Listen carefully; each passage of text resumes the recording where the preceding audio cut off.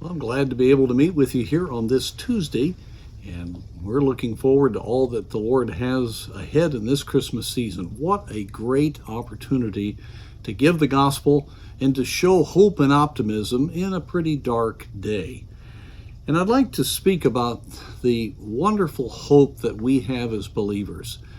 You know, as we see things around us and we easily can be discouraged, we need to understand that life is not about us. Life is about serving God and accomplishing His purpose. People need to hear the gospel. And my friends, for 2,000 years, the clock has been ticking. And we don't know when Jesus is going to come back. It could happen at any time. But it's very real. And it could be in our lifetime that Jesus comes.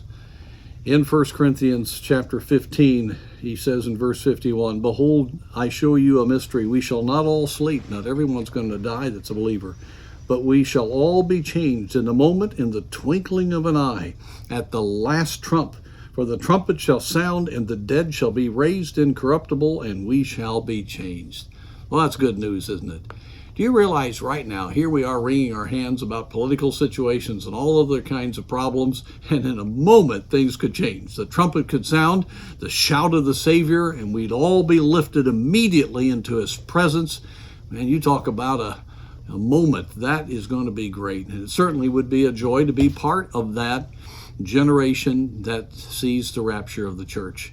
Paul thought he was going to be raptured, and Christians throughout the centuries have seen the bad things happening and thinking that they were in the last days. And we certainly look at our time and wonder, is Jesus coming soon? And He is, comparatively. And we certainly are near the end of time, but we don't know when He's coming. But we need to realize that He could come today. And that means instead of being so preoccupied with the bad news, so preoccupied with our own problems, the fears maybe of finances and other issues, we need to realize, folks, time could be short. May not be, but it well could be. We're seeing more signals than any generation has ever seen. And the point is that our lives are not about protecting us, they are about serving Jesus. And so we ought to be motivated. If indeed things look dark, well, that ought to awaken us that we got a job to do. We've got people that have got to hear the gospel, and people are troubled today. And if Jesus could come back, well, we don't want to be found just worrying about our situation. We need to be found in the harvest field, accomplishing the work of Christ with all of our heart. And we need to be fellowshipping with the Lord so we know His direction. And so, friend, I want you to be encouraged every day. This could be the day Jesus comes. You might be the ones that would hear the trumpet sound. What a wonderful thing. But whenever it is, we need to realize that before He comes, He wants to reach this world with the gospel.